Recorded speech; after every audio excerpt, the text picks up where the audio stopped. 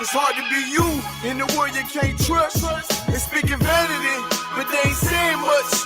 Got a swag, make a bad bitch blush. My power want perfection, so they keep stumbling, they ain't good enough. And plus, I'm stalking revenge. I don't know if it's love or it's lust. You know my bio, I ain't giving up.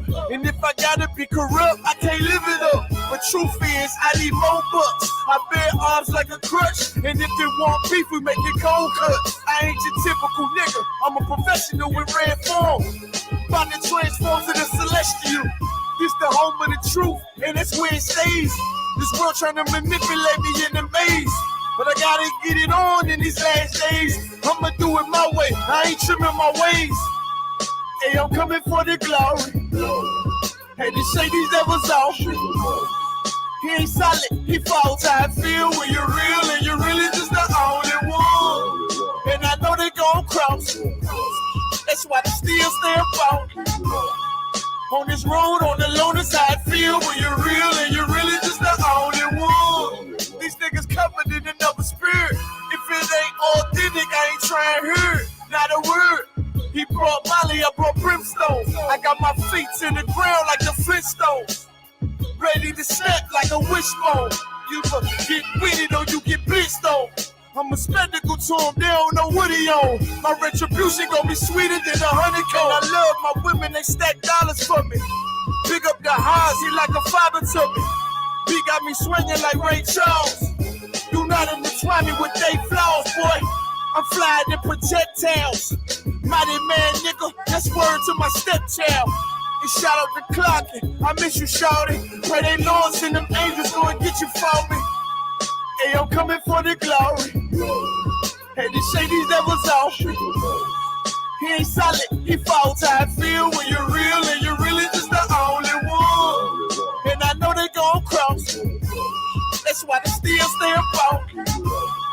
On this road, on the loners, how I feel when you're real and you're really just the only one.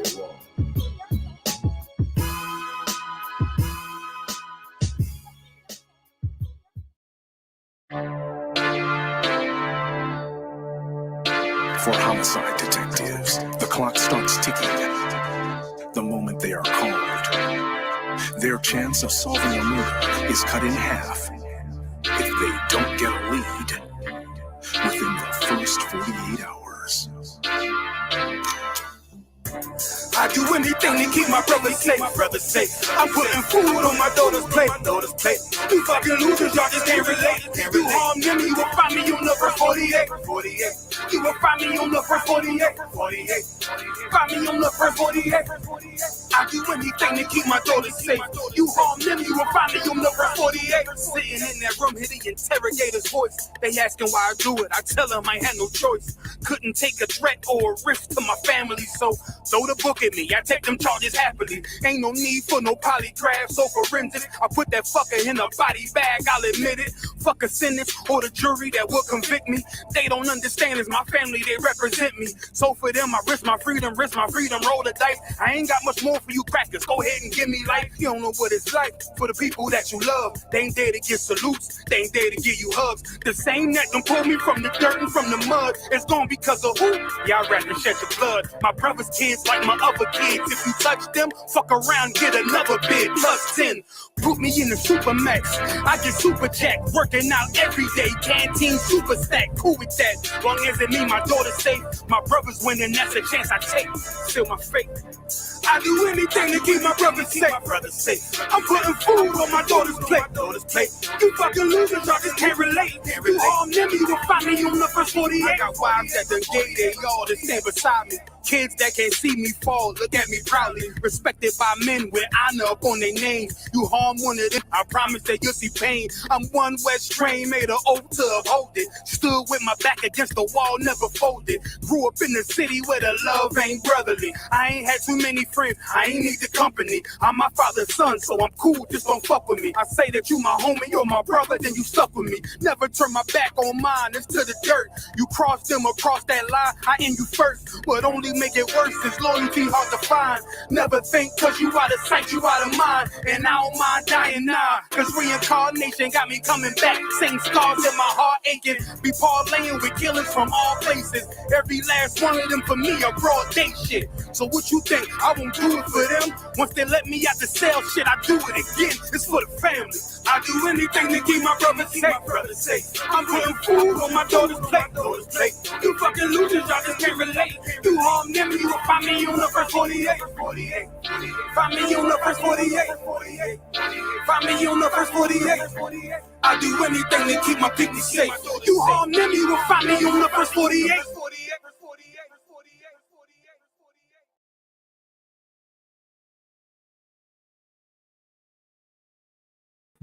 All right, Shalom Israel. Yahbashim Yahushua Bracket Thumb. Yahushua Mala Thumb Bashim Yahushua. I'm Police Officer Parak, holding down the Wednesday law class out of ISUPK for Arizona. All right. If you're watching online, you can see at the very bottom of the screen our class location. Our class schedule is Tuesday through Friday from 7 to 9 p.m. And every Saturday we hold our Sabbath service at 10 a.m. From 10 a.m. to 12 noon. All right. So we're gonna pretty much jump right on into it today. Today we're gonna talk about a case of stolen identity or identity theft, right? We all understand in the ISUPK under Commander General Yohana since 1969, we've been teaching that the so-called Blacks, Hispanics, and Native Americans are the true children of Israel, right? They comprise the 12 tribes of Israel, right? And of course, there's another nation of people that call themselves saying that they are the Jews, right? Or that they're the direct descendants of Abraham, Isaac, and Jacob. That's, of course, not true. And I'm going to prove it today with scripture and with some history as well. All right. The first book that I'm going to be in, though, I'll be in this book by Arthur Koestler, which is called The 13th Tribe. Anybody can go get this. It's on our school's website. You can find it on Amazon. But our school website recommends this. All right. It's called The 13th Tribe. And I know y'all can't see it on the camera, right? But the very top of this, right, one of the first reviews that it shows, it says the startling new discovery about the true ancestry of the Jewish people. It will cause a stir. OK. And it damn sure would cause a stir. And I'm going to, of course, bring out why it would cause a stir, because this is revealing a lot of the history behind the people that call themselves the Jewish people today, right? So I'm gonna start off pretty early on. I don't even have to go far into this book to really get to my premise, to get to what I'm trying to bring out about this book. But I would advise anybody that has not read this book, you should absolutely go and read this book. Just like anything else that this was written by a white man. And just like anything else that was written by them or any historian, period, you want to take it with a grain of salt. You want to, there are certain things that are absolutely accurate, and there's certain things that you should go and you should fact check and things like that, right? And I'll talk about a little bit of that in this book as well, right? So the first thing that popped out to me, stuck out to me, was this book is separated, right? This book is separated into two parts, or really, I'll say. It's separated into a lot of different parts, right? So the first part, it says, is the rise. The second part is the conversion. The third part is the decline, and the fourth part is the fall. So this kind of goes over the entire Khazarian Empire, right?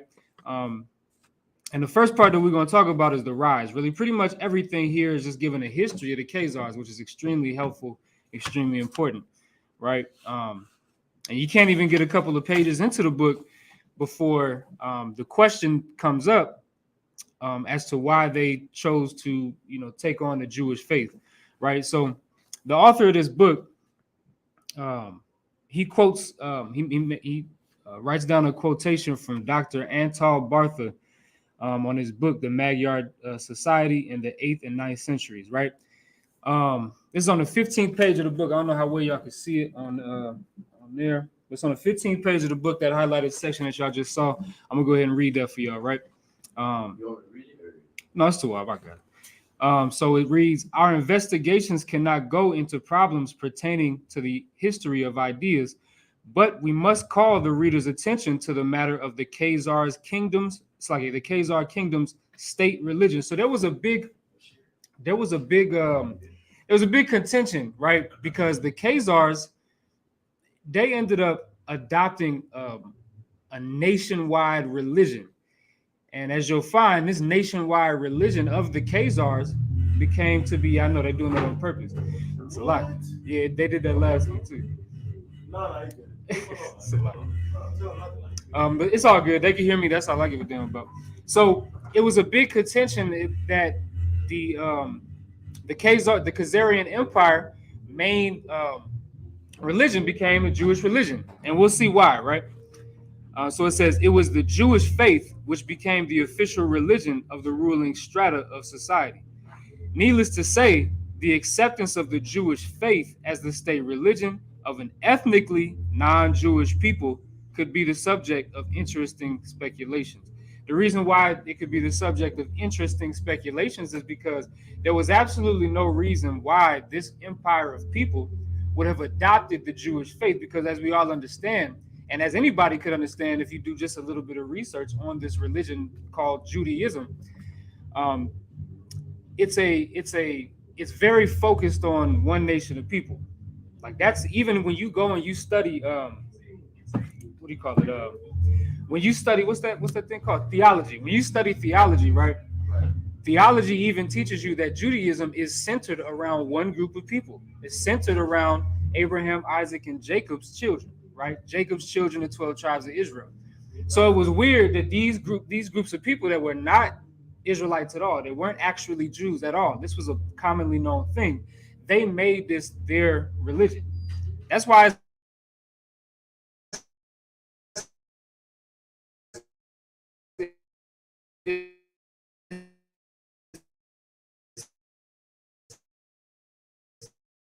it's page on the 16th page, right? It says this has led several historians to conjecture that a substantial part, and perhaps the majority of Eastern Jews, and hence of world Jewry, might be of Khazar and not of Semitic origin. So, what this is saying right here, right, and that's why I say you got to kind of take this with a grain of salt, right? Because it says that a majority of the people that call themselves Jews right now or call themselves Jewish right now, they may not even be actual descendants of Abraham, Isaac, and Jacob. They might be a descendant of somebody completely different. The funny part about what they said right here is it said that they might be of Khazar and not Semitic origin. They attribute the Khazars to being a Japhetic people, right? Being from the house of Japheth. That's not true, right? The Khazars actually come out of the seed of Amalek, right? Amalek was Esau's grandson, and Esau was the son of Jacob. You understand? It's like not the son of Jacob, the son of Isaac, right? And so the Khazars actually were Semitic. They just weren't Israel. You understand? They weren't the 12 tribes of Israel. But the key point that I really want to point out here is that these people's studies ended up finding out that these people that are claiming to be Jews and claiming to be, the descendants of Abraham, Isaac, and Jacob and the 12 tribes of Israel, they're actually Khazarian. They're not Israelites, right? But if we keep reading down, right, there's another quote that this guy, and like I said, this guy, Arthur Koestler, he goes in depth. This book has many references, right? And he goes in depth and he kind of breaks down a lot of his sources, right? So here's another source. You said what? What's the book called again? The book is called The 13th Tribe. The 13th Tribe? Yeah, The 13th Tribe. It's by Arthur Koestler, right? Yep, and it's on the school's website. You can get it off of Amazon though, right? But it puts a lot of emphasis on the history of where these people come from, right? So this next citation that he's going to cite, right, is, let me see where he cites it. Slovakia.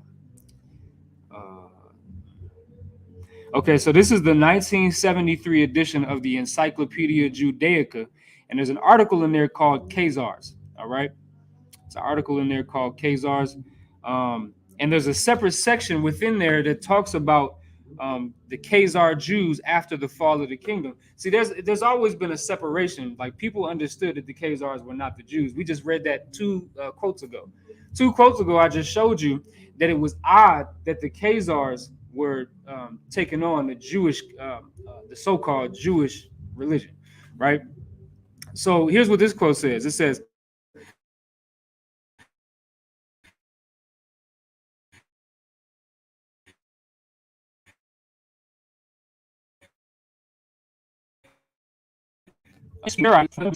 which is perhaps confirmed by the evidence from folklore and anthropology as well as language.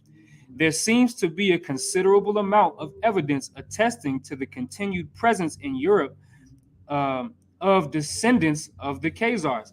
So now we're about to get into something real heavy here, because what this is showing is that people were starting to understand that even today, right now in 2020, this book I think was written probably, I don't know how long ago. Let me see when it was written. I can't recall, but it was written quite some time ago. But in this common generation that we live in today, there seems to be a considerable amount of evidence attesting to the continued presence of in Europe of the descendants of the Khazars. So they're still here. They're not one of them empires that just fell out. But we got to figure out where they are, right? And who's claiming that identity. Because nobody's claiming to be a Khazar, right? Nobody's claiming that they are of they're of the Khazarian Empire. So who did they switch up to be, right? What do they call themselves now, right? Reading on, right? So on page 17, I don't know if y'all can see. I hope y'all can see that on there, right? But on page 17, it reads this. It says, "This was written before the full extent of the Holocaust was known, but that does not alter the fact that the large majority of surviving Jews in the world is of Eastern European and thus perhaps mainly of Khazar origin." So this is saying what? This is saying that a lot of the people that are claiming to be Jews, claiming to be the children of Abraham, Isaac, and Jacob, right, and the other 12 tribes of Israel, this is saying that those people are actually of Eastern European and mainly Khazar origin. I mean, these cats ain't got nothing to do with Abraham, Isaac, and Jacob. These people are not the children of Israel. They're just the same ones that claimed the Jewish faith, right? If we keep reading, it says this. It says, "If so, this would mean that their ancestors came not from the Jordan, but from the Volga, not from Canaan, but from the Caucasus." I mean, it's clear as day. The people that call themselves to be Jews today, the people that call themselves to be Jewish, the people that live in that land of Israel right now, claiming our identity, they actually come from the Caucasus. And we all understand the Caucasus Mountains is where the Caucasian comes from, the entire Caucasian race. And that's right here in this book. Like I said, you can go ahead and read it for yourself. This is page 17. This is page 17. You can freeze frame that, pause it, zoom in on it, and you can read it for yourself, right? So they didn't come from Canaan. You know, Abraham came out of Canaan. Y'all understand that? Abraham came out of Canaan. That's his ancestry, right? But these cats didn't come, from the same place that Abraham, Isaac, and Jacob came from. Not in the sense that they're the 12 tribes of Israel, but they came from the Caucasus. And when you read earlier on in this book, like I'm skipping a lot of things for time's sake, right? But when you read earlier on in this book, you'll see that these people's inception, like where they actually come from, you'll see it was right in the region of Georgia, Russia, right? And they stayed around that area because that's home for them, right? So it says they came not from Canaan, but from the Caucasus, once believed to be the cradle of the Aryan race, which we all understand the Aryan race that they're referring to specifically is the white race, right? That's who the author is referring to, right? And it goes on to say, and that genetically they are more closely related to the Hun, Uyghur, and Magyar tribes than to the seed of Abraham, Isaac, and Jacob. So they're not our people. They're not the Jews. You understand that? They're not the Jews. They're not anything that has to relate to the Jews. I wanted to read something else from this next page, or actually 2 pages over, and on page 19, right? And then after we do this, I believe this, I got one more that I wanted to go into, and then we'll get a couple of scriptures about this, right? Because this is all prophetic. It's prophetic that somebody would come and claim our identity, and everybody would just accept it. It'd be widely accepted, right? The difference is nobody ever gives a damn, enough of a damn to do the research themselves and to go and see, well, who are them people over there?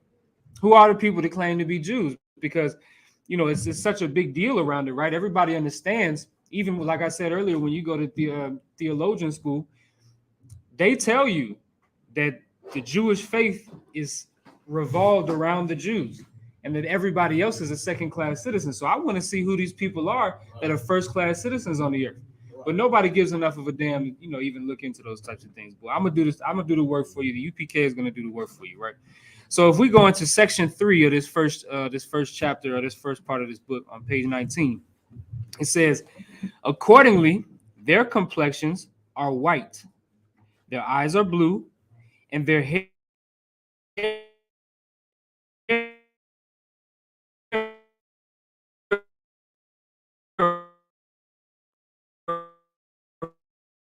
flowing, right? And that eventually ended up becoming the Jewish people that you know today.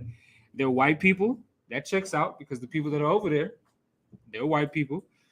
Their eyes are blue. We all understand when you see them Israelis, they got them blue eyes and the white skin. Their hair flowing and predominantly reddish. The term reddish here is talking about like a brunette. You know what I'm saying? Y'all know what a brunette is. It's almost like brown, but it's still black. It's that type of weird color, right? And then it says their body's large and their nature's cold, which we all understand. That's Esau. You understand Esau. Esau is a hairy beast. You know what I'm saying? Their nature is cold, meaning they went and stayed in a lot of cold areas because their bodies could handle it. You know what I'm saying? That's what all that hair was for. It's like it. You know what I'm saying? But then it also says their general aspect is wild. Meaning this was this is a wild people. And you understand about Esau. Esau is a wild nation of people. Esau go and shoot up schools, go and have in sense the same night have a sex party with an orgy with 50 people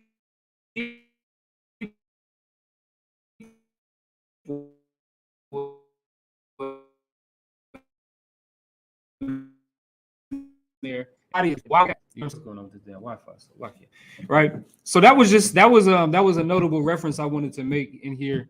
It's not as important as the rest of this stuff, but it is notable, right? Because it is given the description of these people, and just in case you might have thought that they're black people or brown people, anything like that. No, these are white people with blue eyes and what does it say? And flowing reddish hair, meaning brunette hair, right? All right, the next page, right? This will probably be the last one I think that I want to. This will be the second to last one. I got something else I wanted to bring out from this book, and then we'll get into the scriptures, right? But let's read this, right? He's going to make another reference. This, see, the author of this book is actually really excellent at citing his references. All the references is in the back of the book to what he's citing. But he has this guy did his homework.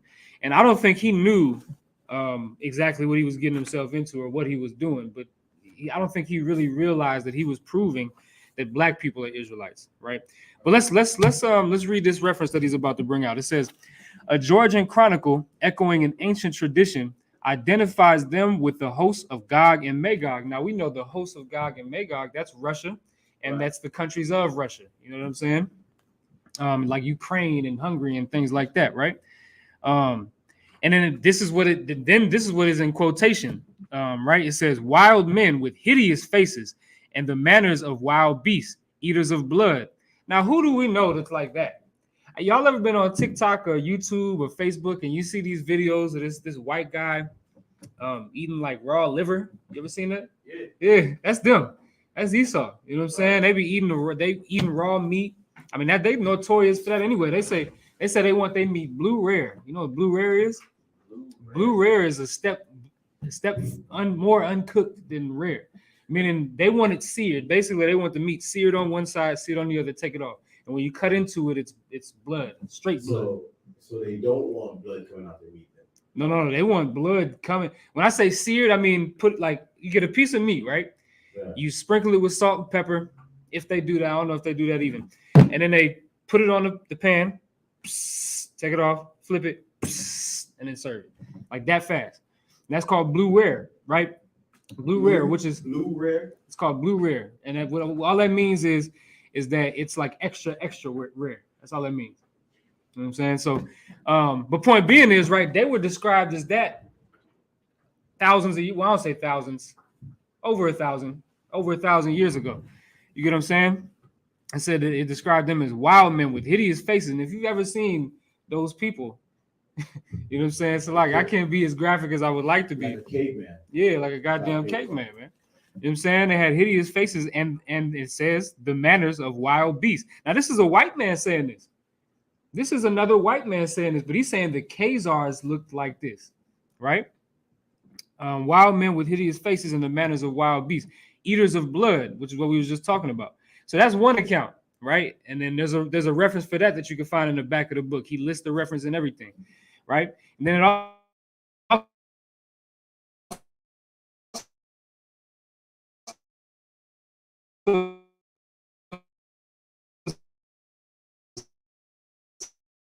says Armenian versus and that was an Armenian that said that. You know what I'm saying? It wasn't Barack that said that. Y'all can't flag this video. I'm just reading history, right? But yeah, man. You know what I'm saying? This is just it's telling. It's exactly right who this is. Now I wanted to make one note in this book, right?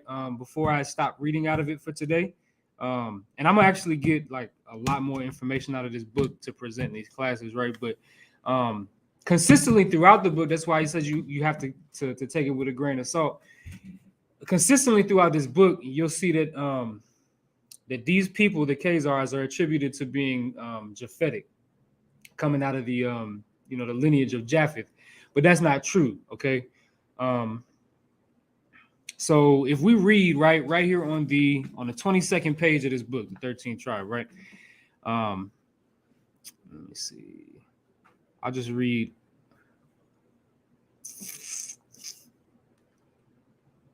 Okay, I'll just read from right here, right? It says, thus, well, I'll start from the top. I don't want to start from the top. It says, thus Yaqubi, a 9th century Arab historian, traces the origin of the Khazars back to Japheth. So now this historian is tracing these Khazars back to Japheth. But now, of course, that's conflicting info because, of course, us in the ISUPK, we teach that Amalek, right, the grandson of Esau, is who is the Jew today, or not the Jew, but the Jewish, the ones that have taken our identity, right? Right. So we have to keep reading and see what that's all about, right? Because of course that's that's an Arab historian that's coming up with that thing. But historians, of course, like anything else, you want to take with a grain of salt because you never know what another historian might say. So let's keep reading, right? It says the Japheth motive recurs frequently in the literature, while other legends connect them with Abraham or Alexander the Great. What you want to focus on there is just focus on what the ISUPK says. We say that he's closely related to Abraham in the sense that he is literally Abraham's great grandson.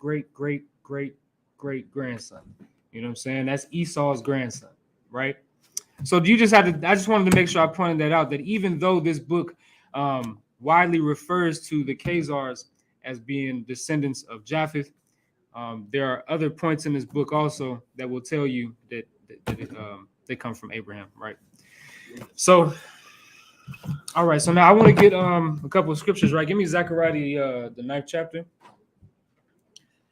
So so now we've gone into that. Obviously, the book, even written by a white man, the book is telling you that these people are not actually the Jews, right? They're not the real Jews. They're converts, and that's okay.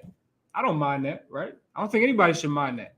Because even those people today, the Khazars that are calling themselves Jews today, they also say that other people can convert, right?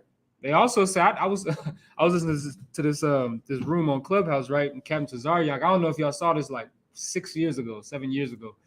Captain Tazaryak got into this battle with this black. There's a brother. It was an Israelite, but he was a Jewish convert.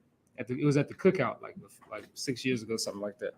Well, the guy is back now on Clubhouse, terrorizing every goddamn thing with his rhetoric and his obscene doctrine. So that guy's back?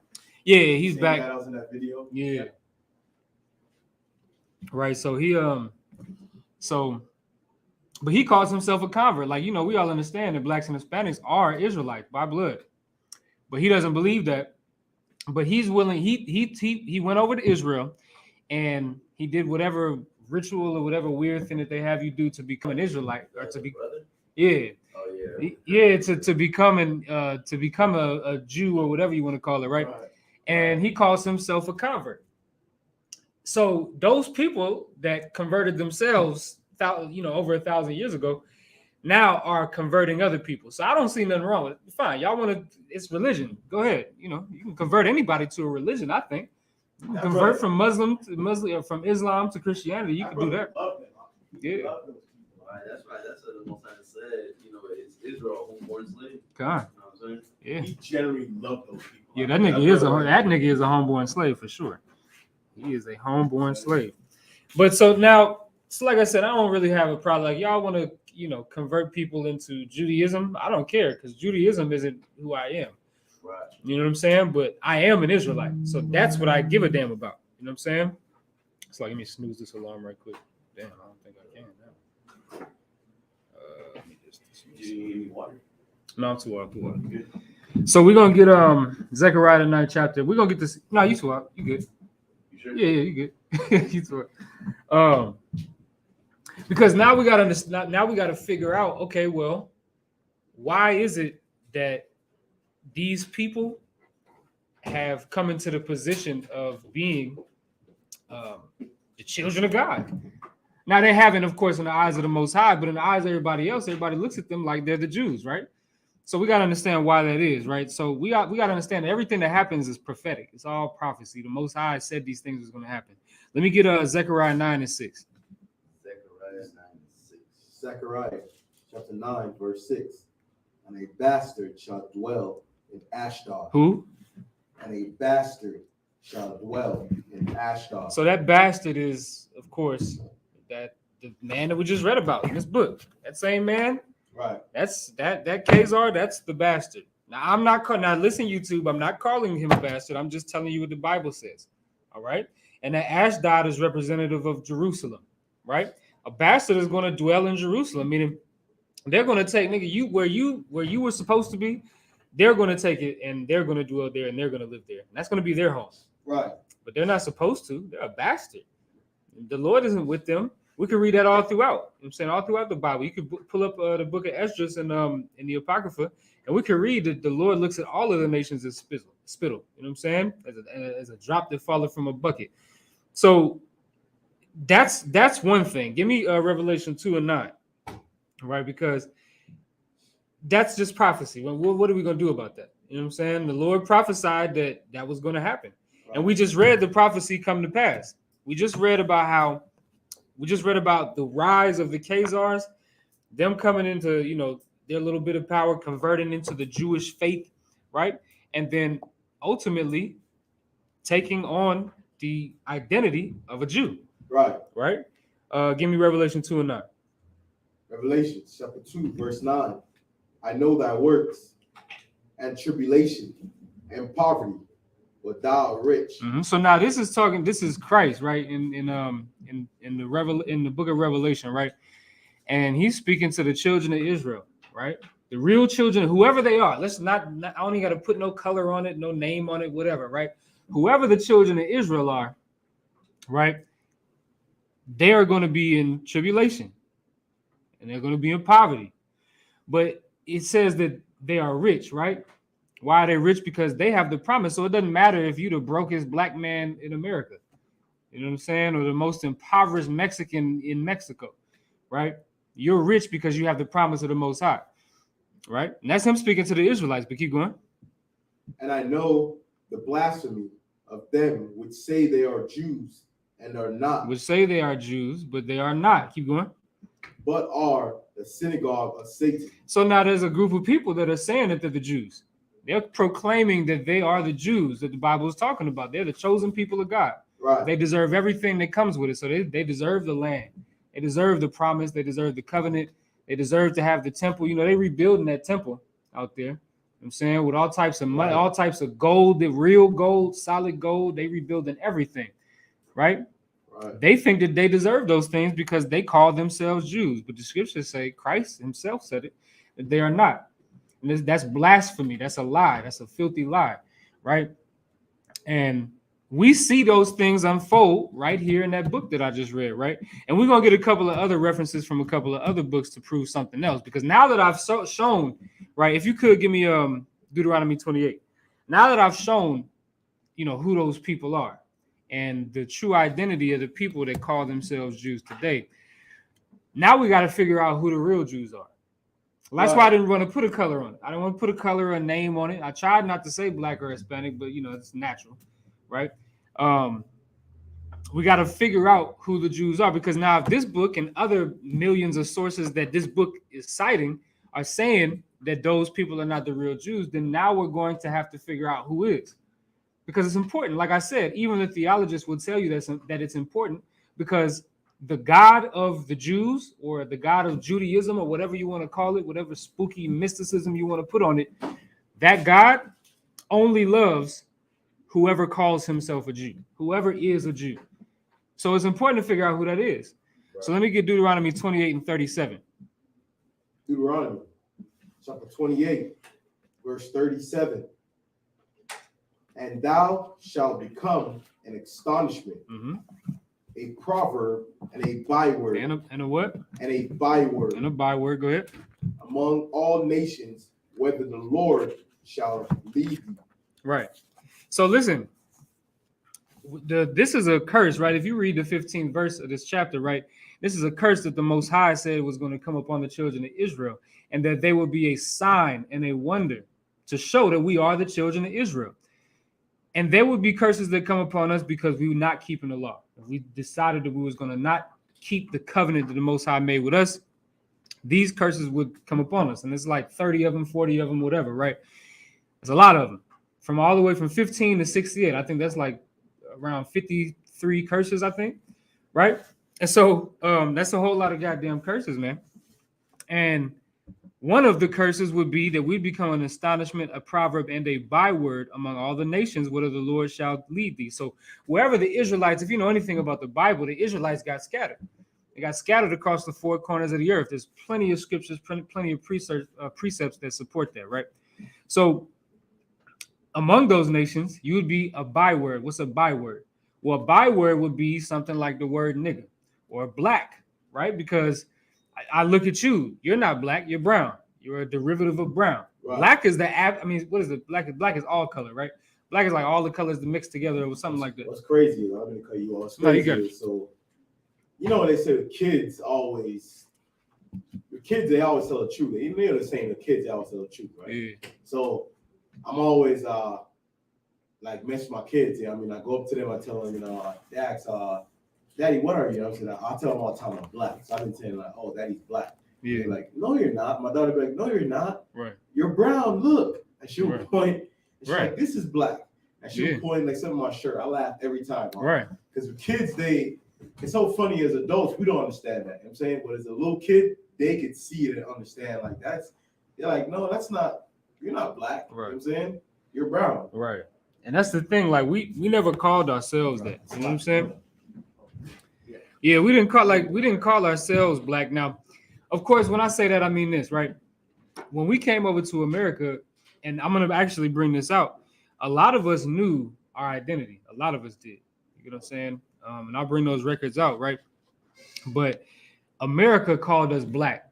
America called us nigger. Now, what does nigger mean? It's a Latin word that means black. That's all it means. Right. That's what a byword is. That's part of the curses. Part of the curses is that we would be called a byword. Now, why is that such a big deal? Because anybody could be called a byword. If I call you a jerk because you did something, that's calling you a byword. You know what I'm saying? If I call you anything out of your name, that's technically a byword. What's the big deal about that? The reason why this is a big deal is because that byword would cause us to forget who we are. Being called a nigger and being called black and being called African American and African and all of these things, because we're not African, right? All of those things, the reason why it's such a big deal is because those things are going to cause you to forget who you are. And that's exactly what happened. Harriet Tubman's, I think granddaughters or something like that, her family knew that they were Israelites. Harriet Tubman knew that she was an Israelite. She came out of the Ashanti tribe, right, in Africa, which is just like being in America. You know what I'm saying? The Ashanti is not Israelites, right? But there were Israelites within the Ashanti tribe. Harriet Tubman happened to be, or not Harriet Tubman herself, but her family happened to be some of them. You know what I'm saying? So with that being said, they knew they was Israelites. And then as time progressed, what ended up happening is they forgot. Why? Because they was being called a nigger. Because they was being called African American, Afro American. You know what I'm saying? But that's why that's such a big deal. But we'll keep reading, right? Let's get another one. Let me get Jeremiah 17:4. We'll get Jeremiah the 17th chapter. All right, I'm correct. We'll get Jeremiah the 17th chapter, and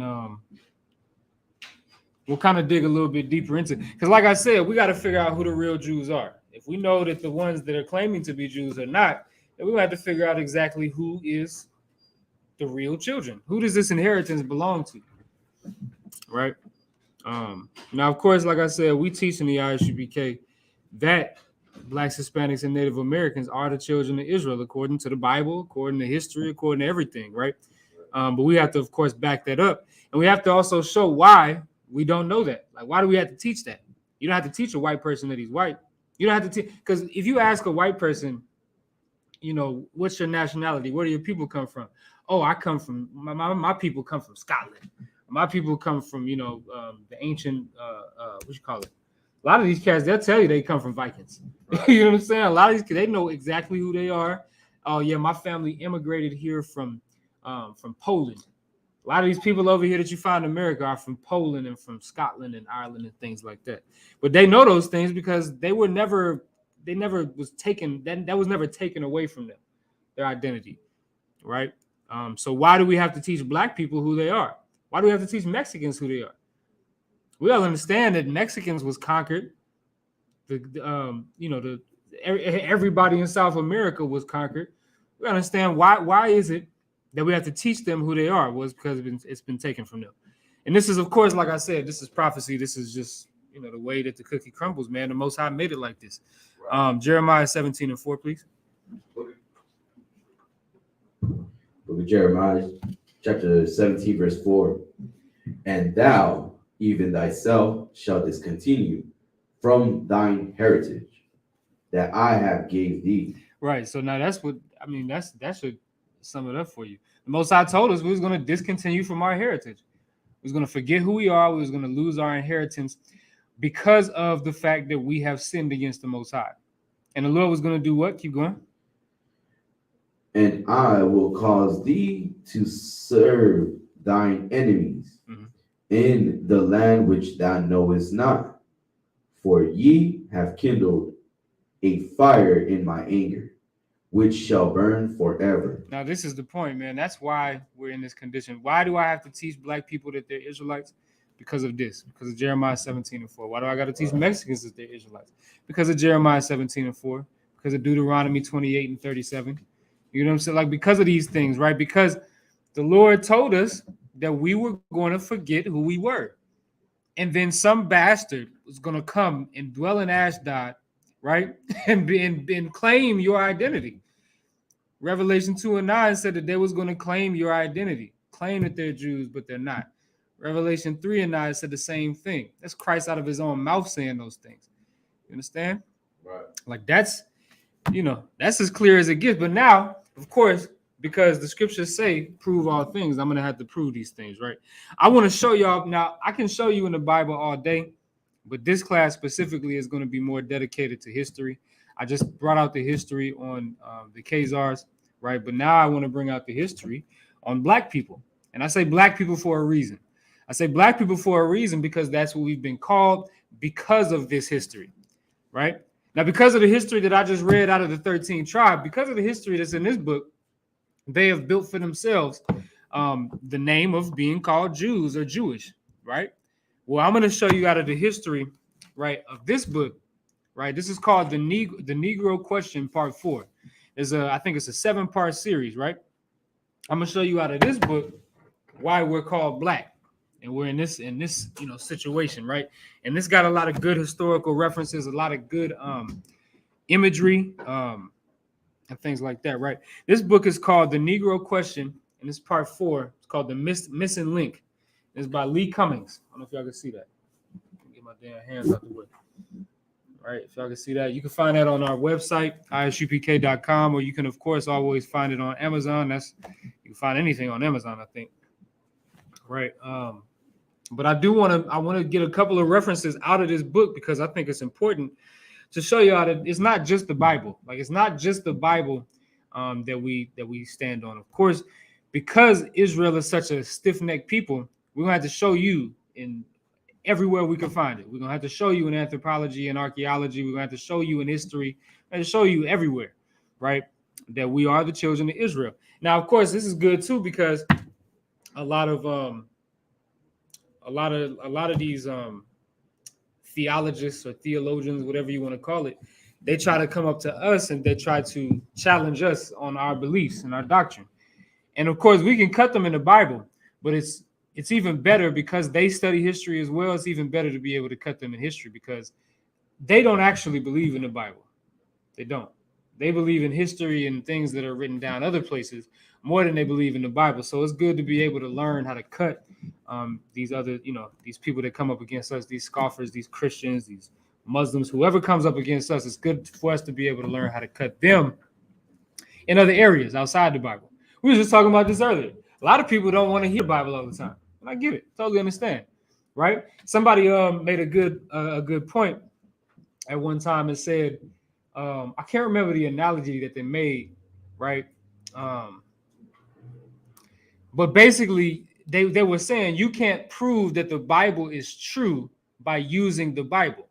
And of course, I can say, yes, I can. Of course, we all can. We can definitely prove that the Bible is true by just using the Bible, right? By going into the prophecies and being able to confirm those things and things like that, right? But it's excellent to be able to go into history and prove even further, because now they can't even say, well, you just brought that out of the Bible. I'm telling you the Bible is not real. It's not a good book to read out of. And you're going into the Bible to show me how it's a good book to read out of. I'm telling you that you're not an Israelite, but you're going into the Bible to tell me that you're an Israelite. That's not enough for some people. So it's good to be able to go other places, other sources, to be able to show, yes, not even just the Bible. I got books. The school has books where atheists talk about the Israelites being black. Atheists. People that don't even care about God. They don't care about the Most High or serving a higher being. They don't believe there is a God. They probably think we're in some simulation or something. But they can prove that black people and Native Americans and so-called Hispanics are Israelites. Right. I don't know what to tell you. We're good. It's like if I could, and not only that, but nobody wants to be told what not to do. That's the whole reason is they don't want to listen to the Bible, is because the Bible tells them to stop being a sinner, stop being wicked, stop being a whore, stop being a drug addict. Nobody wants to hear that. So that's one of the reasons why too they want to shut down the whole Bible, how it's not real. You know what I'm saying? Right. I'm trying to try to pull this up for y'all online and see. Yep. See, I can see. I see. Yeah, this is a popular thing. So, and that's what I'm saying, man. This is such a common. Excuse me. It's such a common. If I could blow it up, let's see. Let me make it bigger.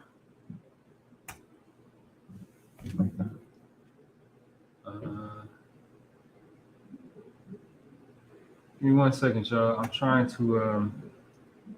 Can I make it big? Let's see.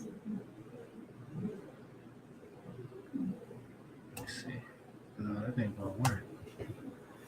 I'm just trying to give me 1 second, y'all. I want to, because what I'm about to bring out is a map.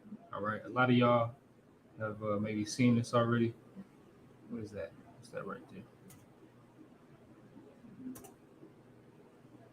Google Lens. What that mean? That's cool, man. I don't want that. I just want to see the thing. 1 second, y'all. Somebody.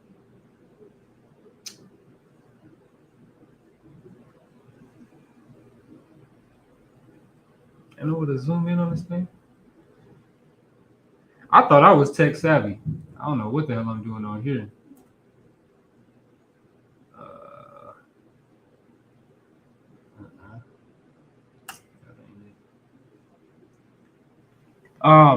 Yeah, because what I'm about to pull out in the in this book that I'm about to read, there's a picture in there, but the picture is real, like it's ugly. It's not. The brother that wrote this book, he didn't do a very good job of blowing the picture up and making it not so grainy. It's real grainy. You can't see very well. And so I want to try to put it on the screen, but I may not be able to. Let me see something. No, that ain't gonna work either. Man, that's wild, man.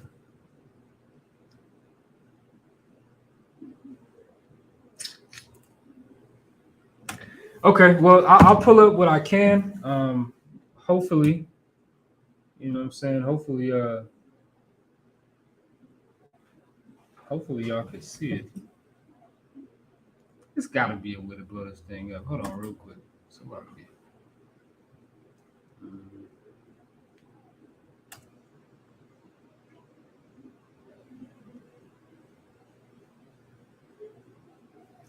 All right, well, y'all can do this. I'll share the screen so y'all can see it, but I'm gonna share it right now. Matter of fact, so y'all could just search up what I just searched.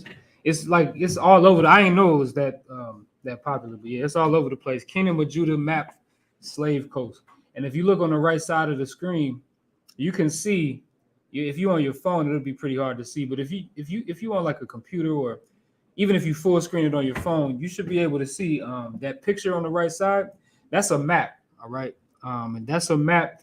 And if I don't know if you can see on the actual whatever device you're looking at, but right there in the center, it says Kingdom of Judah. Now, if you can't see it, all you really got to do is just Google what I just Googled.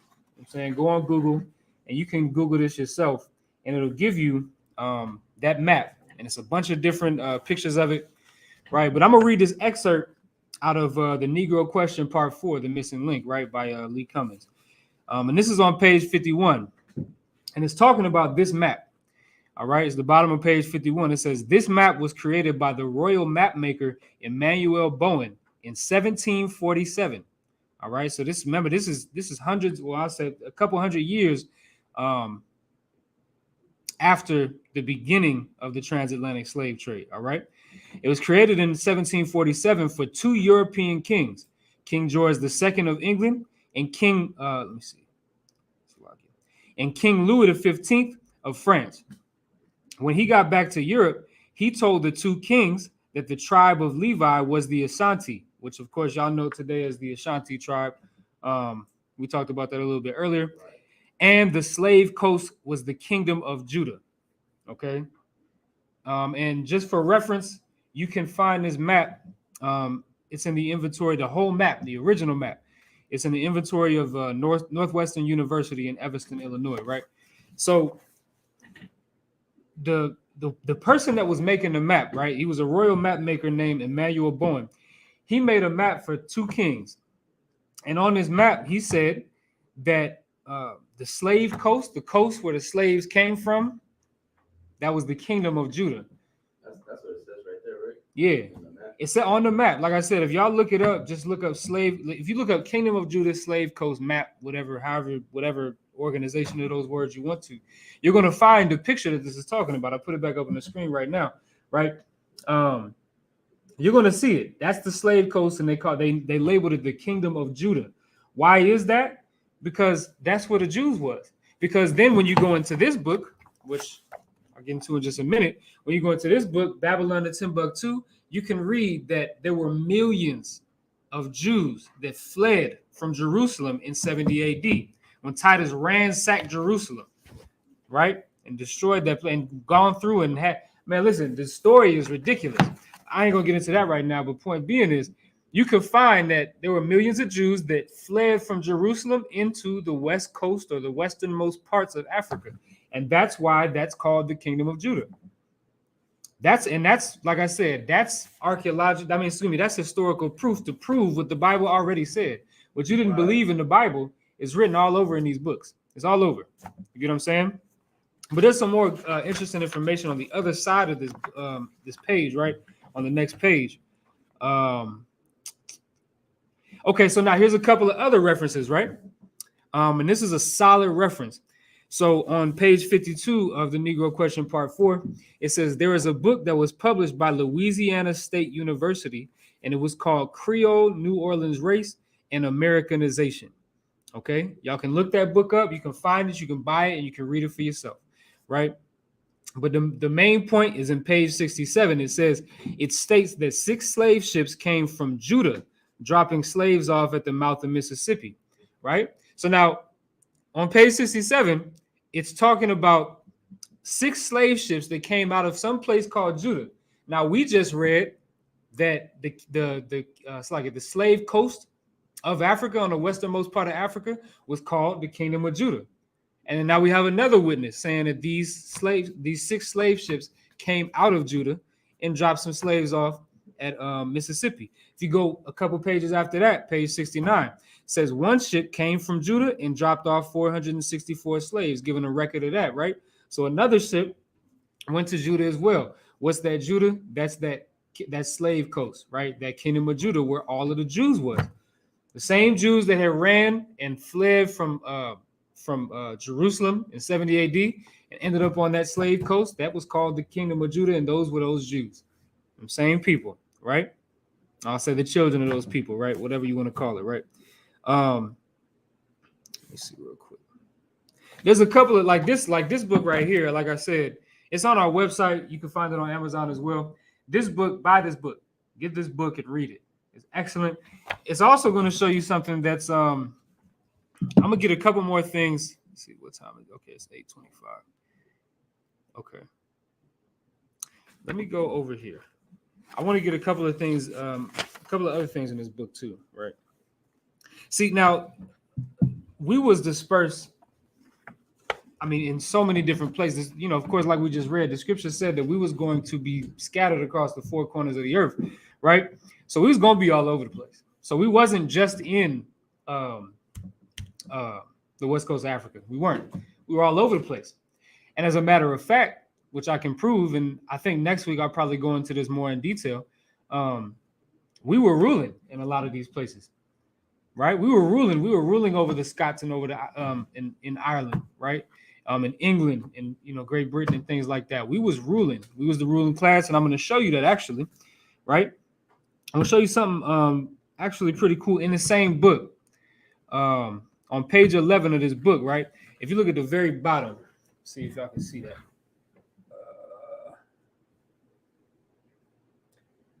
Okay, hold on. I'm gonna try to keep it still for y'all. All right, so if you look at the very bottom right there, try to straighten it out. So lock it. Right, this is the image of a king, right? This is Malcolm Longnet, right? And if you see real closely, you can tell that there's a black man, right? That's a black man right there. And you can see on his staff, it's what you call a fleur de lis. Okay? A fleur de lis, which is basically it's French for like the flower of a lily. It's a lily, right? That's the same thing that we got up in the school right there. It's the same thing that you see. I don't think I got one on me. Y'all know what a fleur de lis is. It's you know, it's a fleur de lis. It's like it's too well. It's like a symbol of royalty. Matter of fact, I'll just pull one up real quick so y'all can see. Y'all just saw the picture. Yeah, matter of fact, yeah, that'll work. I ain't gotta go through all that mess on there. This is what a fleur de lis is, right? That's a fleur de lis. And this is a rendition of a lily. All right. It's a rendition of the water, so I appreciate it. This is a rendition of a lily. Now, when we were at a time when we were ruling, we used that as a symbol of rulership. And the reason why is because when you go into the book of 2nd Esdras, we see that the Most High's favorite flower is a lily, right? And so that's why we began to use the lily when we were in rulership, when we finally had some power, right, to rule. We use that lily as a symbol of rulership, and that's where it comes from, all right? But you see this brother doing the same thing. His name is King Malcolm Longnet, all right? He was the king of Scotland from 1040 to 1093 AD. He was the king of Scotland. That's a nigga right there. See that? Right there on if you're looking on the screen, it's on the bottom right. Yeah, that's a black man right there, and he was the king of Scotland for 40 years, 43 years. That's like it, 53 years, so like it, right? And of course, we also teach that King James was a black man, right? But I mean, even if I just showed y'all this whole page, you got another Scottish king, right? You got another Scottish king right above him. Everything backwards right here, so like it. So I'm trying to show y'all, but you can see that on the top right. Top right of the screen, you can see that's a black man there, and that was the king of the Scots, right? We can go into some more, right? Matter of fact, I got one I wanted to show, which of course is the biggest one that a lot of people need to see, which is King James. King James was a black man as well. see that right there? That's a picture of King James. You can see him. He's the king of the Scots. And that was a black man. Like, we were a ruling class of people. You understand? And that happened for quite some time. When you go on this list, when you go into this book, right, you can see hundreds of years of documentation. See that list right there? That's just about 400 or 500 years of different kings over the Scots. But then we also had kings over the British. We had kings over a lot of different, what you would consider today, white European nations. They used to be black people ruling over those places, right? Even the Byzantine Empire, if you read about the Byzantine Empire that was started by Constantine, Constantine was a black man. The Byzantine Empire was a black empire, right? All of this is history that got, watered down. That's why it's called the Dark Ages. They call it the Dark Ages because it was a dark time for white people because they went back up in them caves, man.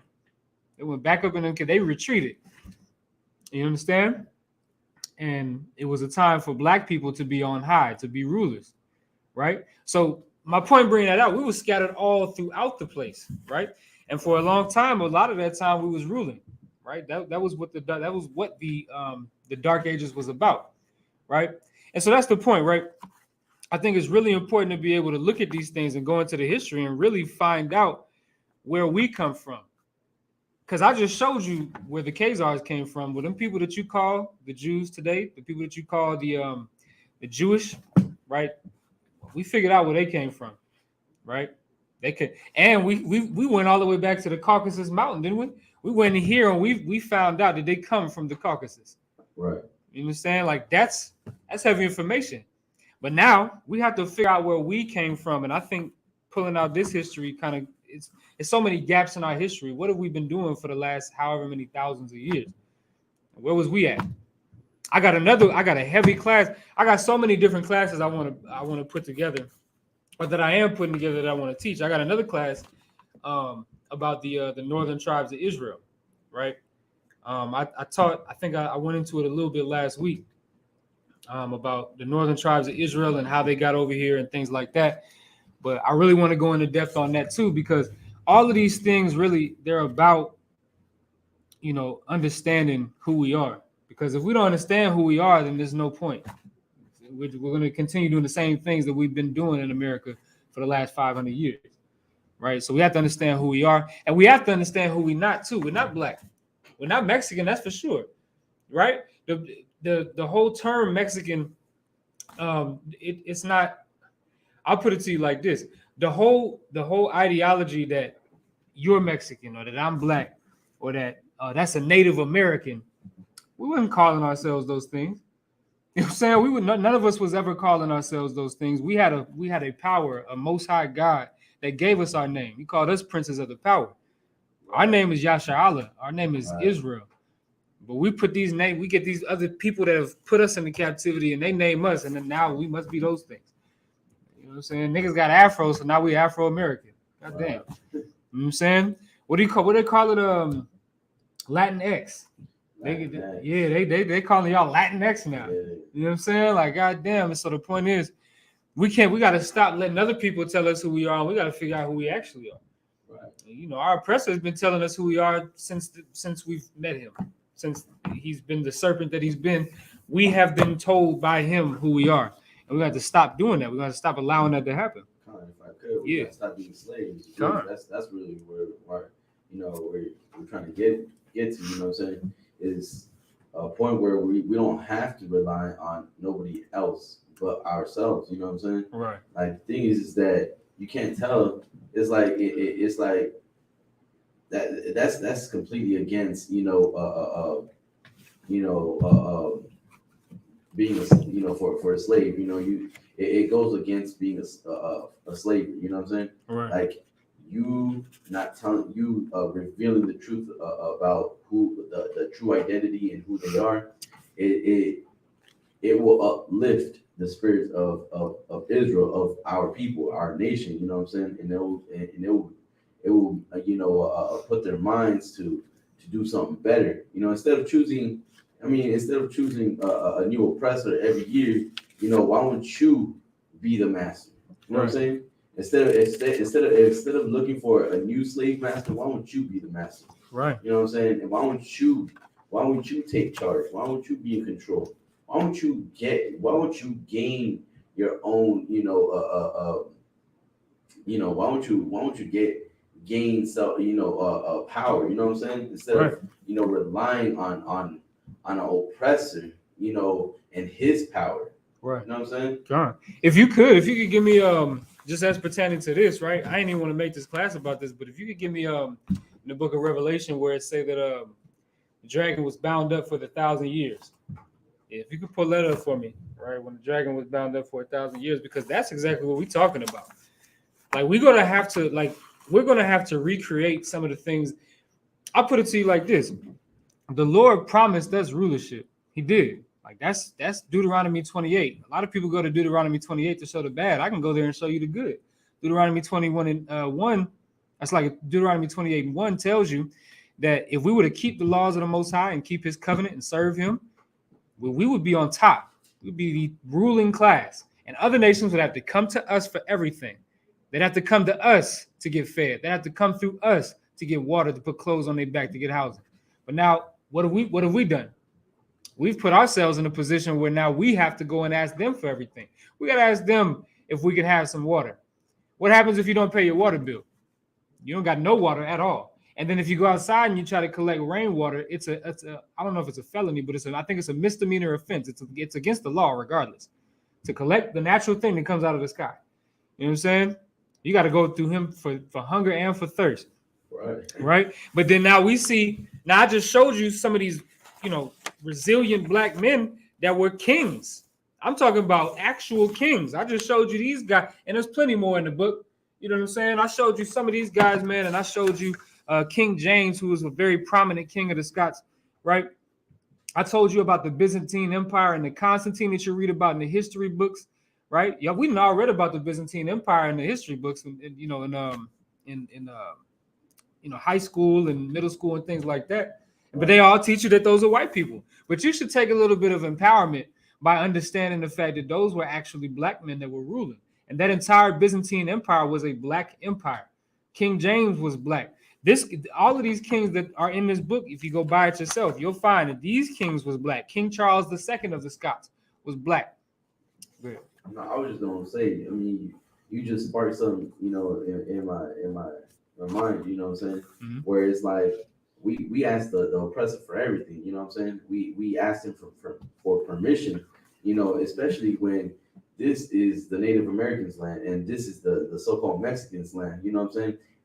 And the so-called Mexicans have to ask for permission to come into this land, into their own land. You know what I'm saying? That's something where we don't even look at, we don't even pay attention to that.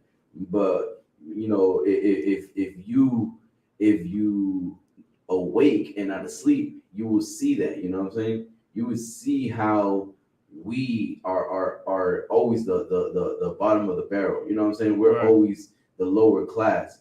But let an Arab, be struggling, across sea, they're gonna fly his ass, from sea to shining sea, you know what I'm saying? To safety.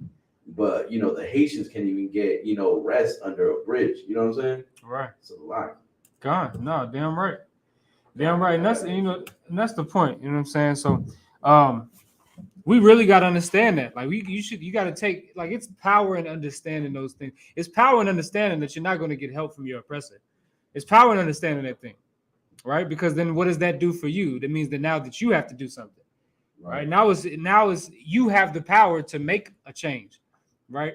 I ain't like saying that. That sounds like Michael Jackson. It sounds like Man in the Mirror or something like that. But what I'm saying is it's in your power to do something about your condition as a black person in America, as an Hispanic person in America. It's in your power, but you have to do something about it.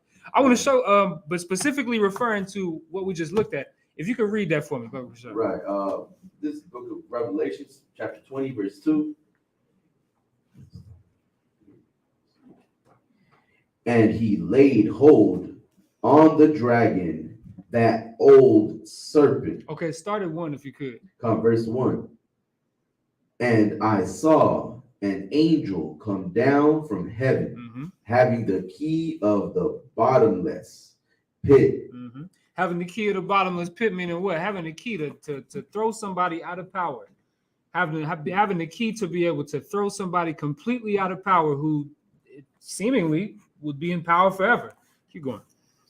And a great chain in his hand. Mm-hmm. Ready to bind somebody up. Keep going. Right. Verse 2. And he laid hold on the dragon, that old serpent, which is the devil. Which is what? The devil. Now I'm going to take the Christianity out from in front of your face. Because we're going to see something here. We're going to see something about this. Now, just remember that this is the book of Revelation. This is written by John the Revelator in a dream, a vision. This was revealed to him as a vision. Now, we know dragons don't exist. We understand that, right? Right. And what we also understand is that John just referred to this thing, this dragon, as how many, what things? Read that part again. God. That old serpent. So he called him a snake. Go ahead. And it's like, which is the devil. Which is the devil. So he called him a devil, called him an old serpent. What else he called him? And Satan. And Satan. And then he called him a dragon too, right? God. Called him 4 different things. So which one is it? I think that's a good question. That's a good question to ask. Because if you're going to take this thing literally like a Christian would, a Christian's going to tell you, yeah, this is the angel taking Satan, Satan the angel, and throwing him into this bottomless pit. But then it also called him a snake, also called him a dragon, which is another fictitious animal, right? And also called him the devil. So which one is it? This is a vision. That's what this is talking about. This is talking about the characteristics of this person, right? This is talking about our oppressor, and I know that sounds crazy, but I'm going to prove it. Keep going. Right.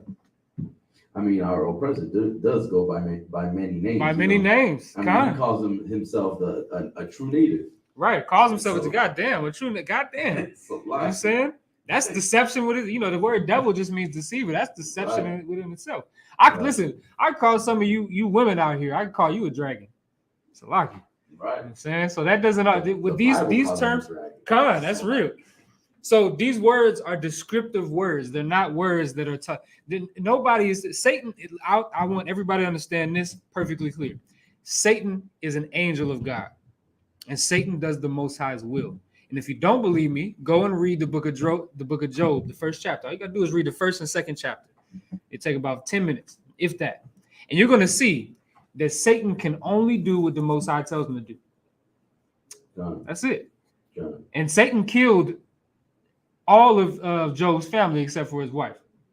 You know what I'm saying? Satan took all of his money, burnt it up, right? Took his house, all of that, put boils on his skin. And he got permission from the Most High to do each one of those things. And you can go read about it for yourself. But the Lord told him what? Don't kill him. You got to save his life. Don't kill him. You can take everything from him except for his life. So Satan is an angel of God. So this isn't talking, ain't nobody, listen, me personally, this is just me personally. I couldn't serve a God who doesn't have control over his dominion in heaven. Right. You know what I'm saying? Like if everything, you know what I'm saying? Right. You know what I'm saying? Like, listen, if this God he's got the scriptures even say this. If you can't rule your own household well, then you definitely can't rule over your nation. You couldn't be a leader in your nation if you can't lead your household well. Right. With a household of the Most High, like the scriptures say that the Lord dwells in heaven. That's his dwelling space. That's his home. So you telling me the Lord couldn't handle Satan and some disrespectful angels? No, there's no disrespectful. The angels do what the Lord tells them to do. It's that simple. You know what I'm saying? So this isn't talking about the physical angel Satan. This is talking about a man with the characteristics of Satan and the characteristics of a dragon and the characteristics of a snake and the characteristics of a devil. Keep going. Right. And bound him 1,000 years. How many years? 1,000 years. Listen, that's that 1,000 years. The 1,000 years that devil was bound up was when power was taken from the white man and shifted to the black man. That's when, right? Constantine was in charge over Rome, and when he created, and this was a black man, he created he started the Byzantine Empire when he I can't remember what the year was. I can't recall what the year was.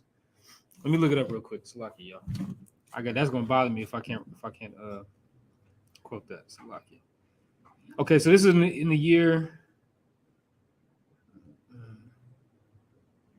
Okay, yeah, in the year 330. All right, 330 AD. Right. And that was the beginning of the Byzantine Empire, and that was a start of like royalty and rulership. You get what I'm saying? But then, of course, like I said, I can go into all of these different, like the original Irish, the people that call themselves Irish today, they're not actually the original Irish, right? They came there at a later time. The people of the Scots, the Scottish, they're not the original Scottish. They came there at a later time. The original rulers and original people of Scotland were black people. And I'm actually about to get you a few different sources to prove that, right? But that 1,000 years that Satan and that devil was bound up was the around 1,000 period. It's like the around 1,000 year period that was called the Dark Ages when black people ruled. But keep going. Verse 3, and cast him into the bottomless pit, and shut him up, and set a seal upon him. They could listen. This was the work of the Most High and the angels. White people could not be in power for this 1,000 years. That sounds like a beautiful thing to me. Right. You know what I'm saying? And they could not be in power for 1,000 years, and there was nothing they could do about it. And a lot of them actually retreated back into Georgia, Russia. We can go and find that. There's history on that. That's not even that hard to find. You can go on Google and find that. You don't got to go into, some library somewhere with some hidden book. That's common knowledge, right? Keep going. And set a seal upon him, that he should deceive the nations no more. That he could do what? Deceive the nations no more. Right. This was because the Most High was like, you know what? For a time, I'm gonna lock this devil up so he cannot continue to pervert my people and to pervert them and convert them over to Catholicism and to convert them over to these disgusting religions and these terrible ways. You know what I'm saying? These terrible ways that these heathens have pushed upon us. You know what I'm saying? They taught us a lot of terrible things. Right. We wouldn't listen. The only reason we gave a damn about idols was because of Egypt. Ever since we've been a nation, all these other nations have been a terrible influence on us. Right? We keep going. This part I think is the most important part, and then we'll be done with that scripture. Till the 1,000 years should be fulfilled, and after that he must be loosed a little season. Got to be loosed a little season. So meaning the Dark Ages was going to end. That time period when black people ruled is going to come to an end. And we see that, of course. We see that now, right? Ain't no black person. Y'all niggas, y'all simple Negroes thought that Nelson Mandela was a black man. Y'all thought that Muammar Gaddafi was a black man.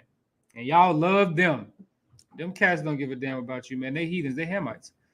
They don't even come from the same. They're not even remotely closely related to you at all. They're not your people.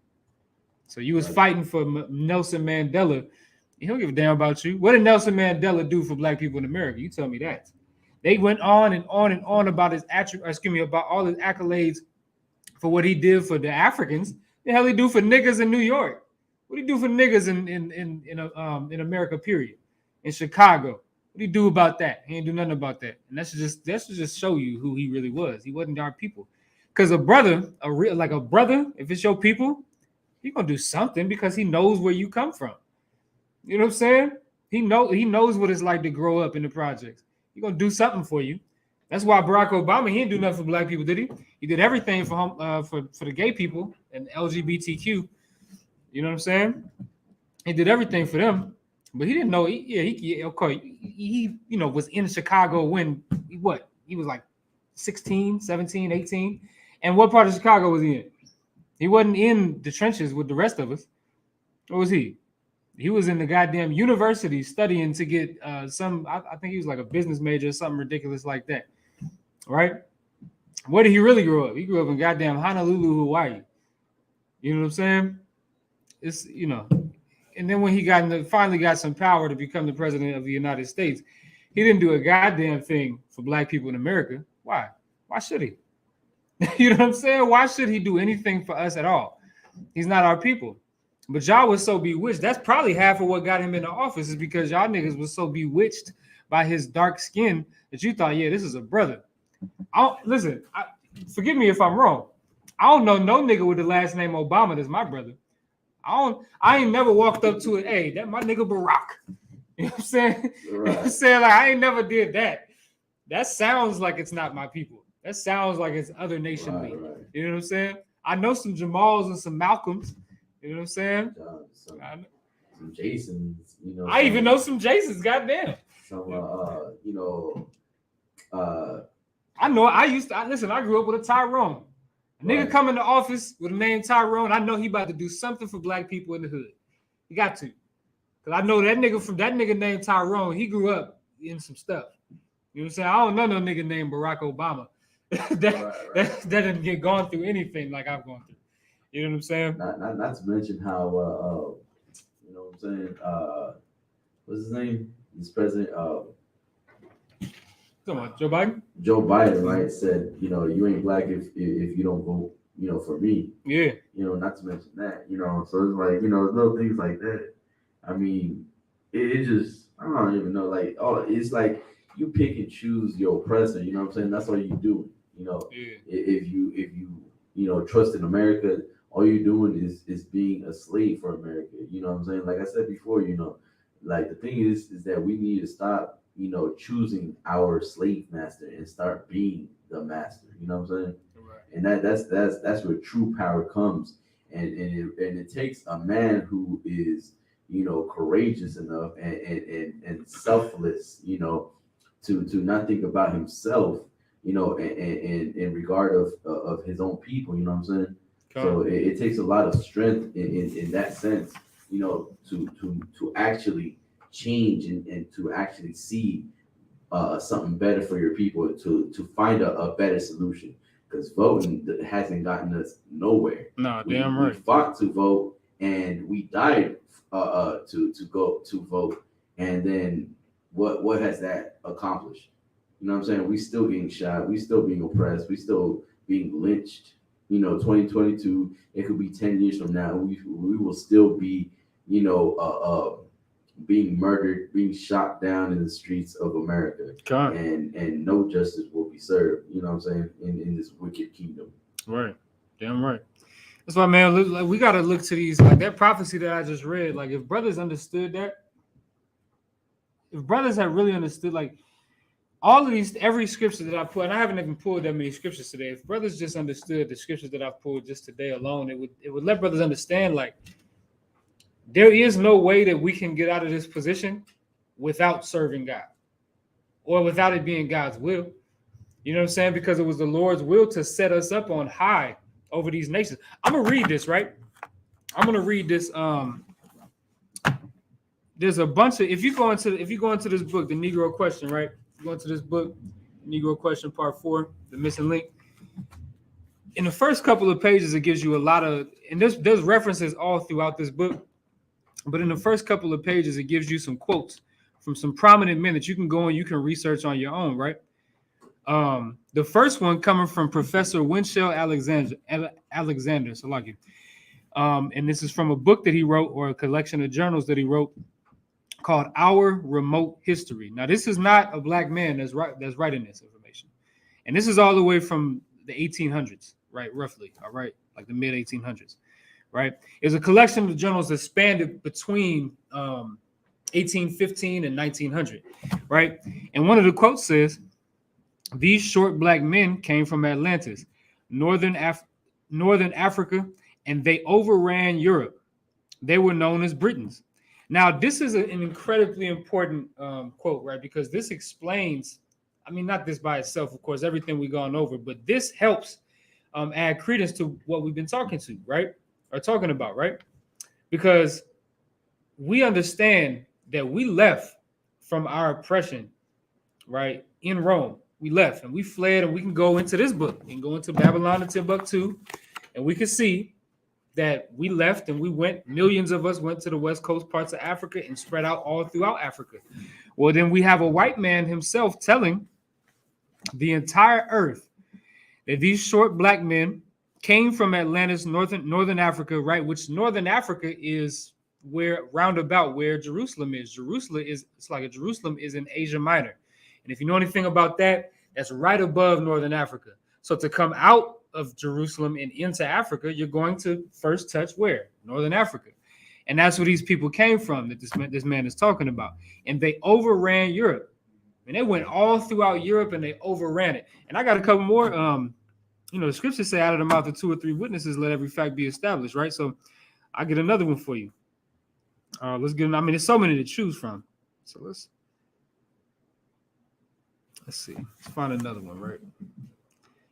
I mean, it's all over. This is Professor Boyd Dawkins, and it's from a collection that he had called "Our Earliest Ancestors: Bygone Days," and this is a lecture that was delivered in the public hall, Collyhurst, Manchester, and this was in January 8th of 1879. So this is coming all the way back from the 1800s. Right, and it says the ancient Britons, Irish, Scots, are a short black people, like in color. Now, of course, in the ISUPK, we don't teach colorism, right? We don't teach that that color makes you who you are, right? Because of course, there are dark-skinned Indians, like East Indians. You know what I'm saying? There are dark-skinned Japanese people. Right, there are they could be dark skinned to anybody, right? I done seen some white people, some Europeans. Goddamn, I went to California one time, and this cat, he looked black. Like, goddamn, what's wrong with this cat? You know what I'm saying? He looked black, right? Because he was a beach bum. That's what they call him out there. You know what I'm saying? Because he tanned all the time. So the colors that don't matter. You know what I'm saying? White people aren't even really white. They really have, they're really red. You know what I'm saying? Black people are really brown. So the colorism isn't what I'm focused on here. Right. But this, right, all of these different accounts of these scholars saying that the original rulers of Britain, the original rulers of Scotland, the original rulers of Ireland, and all these places in Europe were black, coupled with the other information that I was able to take out of this book, proved that it was black people running these places. You understand? It was black people that are now in slavery in America that were running these places hundreds of years ago. You know what I'm saying? But that, of course, is all biblical prophecy. So I don't want to take too much more time. It was something I was going to bring out in this book here, but I cannot recall exactly where it is. I thought I had it set apart. I know it's like in the hundreds. But this is a good book, too. Find it. I probably won't be able to find it. I'll probably have to go look into it. Right, but this is a good book to get as well, right? Babylon and Timbuktu. All of these books, so all of the books that I've referenced, the first one was The 13th Tribe by Arthur Koestler, right? That's that book right there. Make sure you get that book. That's a good book. And read it. Read all of it. I mean, even if you don't read it for the reason that I read it for, just read it. It's got good history in there with cited sources and everything. All of this is true. Right. And then, of course, we have the Negro Question Part 4, The Missing Link. That's by Lee Cummings. Right. You can also find that on Amazon as well. I think this one is like $14-15. It's not expensive. And then Babylon and Timbuktu by Rudolph Windsor. Excellent book. That book, and like I said, take all of these things with a grain of salt. But it's good to be able to have these books on hand to be able to go and prove these things. Because like I said, not everybody wants to just take your word for it from the Bible. Because they think, this is the craziest thing. I'm going to close out in 2 seconds, right? But this is the craziest thing. They don't want to believe in the Bible because they say that, well, it was written by man. So I don't want to follow that because, they could have been lying or, man is fallible, right? Things like that. But then they will go and they will research history that some man wrote down on a piece of paper. You get what I'm saying? Nonetheless, whatever I got to do to deal with my stiff-necked black people, right, I'll do it. So whatever. You just don't want to hear from the Bible, that's fine. I'll just go show you in a million other places where it says that you're an Israelite. I'll go into an atheist, a white man. This is the best thing. You don't want to believe in God, so I got to go through an atheist. You don't love your people. So I got to go through a white man. Got to go through a white man. So I find a white atheist that's going to tell you that you're an Israelite. And there are plenty of them all over the place. White scientists that go and they prove that black people are Israelites, and they prove that the people that inhabit Israel today are not Israelites. Listen, I got all of that for you. All you got to do is come ask. I mean, you just got to come ask. Right. You know, you maybe come sit down in a class or two. You know what I'm saying? You say something? Like if I could, you know, and it's crazy how many of our people are believe in conspiracy theories, but won't believe in this, you know, won't believe in this truth. It's just funny, you know, and they'll believe in you know, storming Area 51. You know what I'm saying? Yeah, they'll believe in that. They'll believe in that. They'll believe that weed, you know, makes you smarter. They'll believe it cures a lot of, you know what I'm saying? They'll believe in so many things, but they won't believe that they're God's chosen people. Right. You know what I'm saying? It's like you'll believe every conspiracy in the entire earth, right? Except for we trying to tell you the biggest conspiracy, right? Like I would think that you potheads would love this, right? Because we telling you, you're the real Israelite, and that those people are fake. They're not the real Israelites. They're not the real Jews. Those people are claiming your identity. Like, don't you think that? Like, put your mind in the state of like a pothead, right? Don't you think that's something that you would want to research? Like, oh, for real, somebody stole a whole nation's identity? Like, that would be something I think I would want to look into. Right. Go ahead, so like stole a whole nation's land. A whole nation's land. Like, how did they do that? Like, right. Like you would think that them potheads and them conspiracy theorists, they would want to go and they would want to dig into that. But the thing is, it's really by design of the Most High. You know what I'm saying? That's kind of what I've been saying. You know what I'm saying? Like it's the design of the Most High that we would become stupid and not give a damn about our heritage at all. That's why Jeremiah 17:4 is so important, because it's literally telling us this is going to happen whether you like it or not. You're going to discontinue from your heritage whether you want to or not.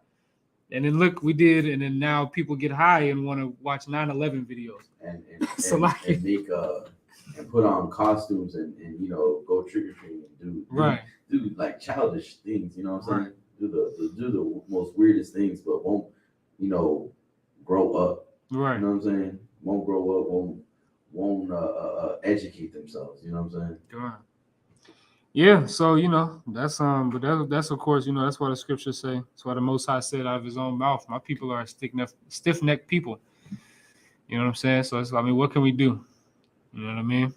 Ezekiel 33 is like the best thing for that. All we gotta do is just tell him. All we gotta do is blow that horn and tell him, "Look, man, you got a duty to fulfill. I understand that you're around, you know, all these other nations, and they don't have any duties at all. They just get to live like a leaf in the wind." But you got a duty to fulfill. If you Black, Hispanic, or Native American, you got to keep this covenant. They don't have a covenant with God. You know, the Americans, they don't have a covenant with God. The Russians and the Chinese and all of them, they don't have a covenant with God. But Blacks, Hispanics, and Native Americans do. So you have a job. You have a covenant to keep. You got a deal to uphold your end of. And so you're going to have to do that thing. Otherwise, you're going to continue being in the terrible position that you're in. You know what I'm saying? But that's it, man. And like I said, I really wish I could have brought out some more. It's a lot more in here that I want to bring out, but I want to get some other sources too. I'll probably, and this is really kind of a class that I'm doing on the fly. That's one thing I really want. That's a disclaimer. Ain't nobody finna tell me nothing. Listen, I'm doing it. I did this class kind of on the fly with things that I had just read a couple of days ago. It kind of revived my memory of some of these things that I read before. And I thought it was really important to be able to you know, kind of put this back out, you know what I'm saying, and keep it in brothers' minds, keep it in sisters' minds about where these people come from and how you can prove it. And then, of course, where you come from and how you can prove it. I kind of threw a few things in here at once. I did throw in, of course, you know, the 13th tribe with the Khazars. And then I kind of also went into the Negro question and kind of threw in Black royalty from the Dark Ages. But I will definitely be doing a more in-depth class on both of those subjects, right? I know I still got to do part 2 of the Maccabees breakdown, but that's so extensive. And I got this book that I want to get that's going to actually is going to help me show y'all some more history outside of the Bible, because that I don't understand why people don't look at the Bible as a history book. That book of Maccabees, I mean, goddamn, that book of Maccabees is absolutely history. Right. It's history down to the T. It goes into things that you don't even care about. It's that type of history. Battles and things that you don't even give a damn about. You read about so many battles. Hey, that's a warrior's favorite book, right? God, you saying like different war tactics. There was like all of those things. It was like it's real history. Things that like the type of history that you would fall asleep in high school history class. Like it's real history, but it's real, but it's backed up by all types of different, other references, right? But I'm not gonna hold y'all. So, like I said, what are we doing this Saturday? Oh, I got a special Sabbath service this Saturday, right? Special Sabbath service. Of course, Priest Officer Razan will be coming down and holding it down with me. All right. And we got a heavy topic. You know what I'm saying? Brothers, be prepared, for a 5-hour class. I ain't gonna get checked like that. So like, right. Also make sure, I know he's gonna bring it out the what do you call it? The security announcements, but next Monday and next Tuesday, it's the Feast of Purim. All right, we're gonna have plenty of food, drinks, all that type of stuff. Right, we're gonna have a heavy class. Make sure that you come out. All right, if you are in the Phoenix area, make sure that you come out. You know what I'm saying? Come out and get down with us, and you know what I'm saying? Get down with us and really learn the truth with us, man. And it's a excellent day because you're gonna be able to see the brotherhood, the sisterhood, all of those things. All right, and you're gonna be able to eat. I know niggas love to eat, so there's gonna be some food there too. I mean, you go to every quinceañera, you go to every party and expect for food. You know what I'm saying? But this is the Lord's. This is something. This is a holy congregation. You know what I'm saying? God. So, I mean, ain't nothing like your family gatherings. You know what I'm saying? Right. Yeah, I'm right. So yeah, man, make sure y'all come out. I know it's a couple brothers that reached out. So I know we'll have a few brothers, some new brothers coming out for that. Before that, Commander General Yohana is going to be teaching for the Feast of Purim next Monday from headquarters. So that'll be 7 p.m. Eastern Standard Time for us in Arizona. It'll be 5 p.m. So we'll be able to catch that too. But everybody, you should watch that. Absolutely watch that. Right. He breaks it down. Anytime that you can get Commander General Yohana to come out and break down for the Feast of Purim. Last time he did it, I think it was like 2 or 3 years ago. And he didn't. I mean, it's Commander General Yohana. You know what I'm saying? He broke that thing right on down. So make sure y'all tune in for that. But with that, I'm gonna go ahead and pass the class over to Priest Officer Mark. ISUPK security announcements. We are the ISUPK, start at 1 West, 125th Street, Harlem, New York. Rule for a new brother and sister. When a new brother or sister comes into the school, they are off limits for 6 months. They are to be saluted only. They are here to shed themselves of the world.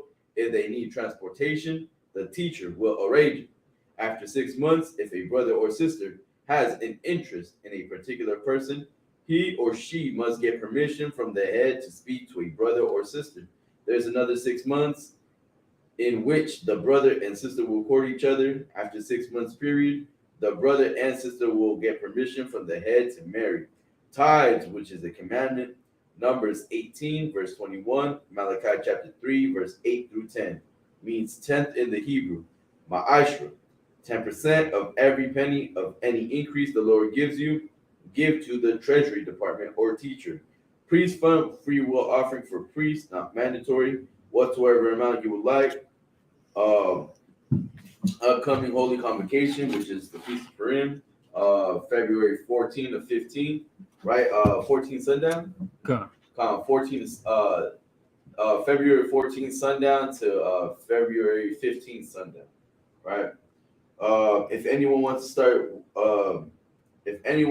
to be a trooper in the school, to start wearing all black boots, shirts, pants, headband, and scarf. And with that, we're going to do a courtesy salute to the teacher, and of Israel Majim, which means the sand, and of Israel Majim Shabbat, Majim, Barak, Yahweh Ba'Shem Yahweh Shabbat Barakatah. Yahweh Ba'Shem Yahweh Shabbat Barakatah. Get your matah, class dismissed.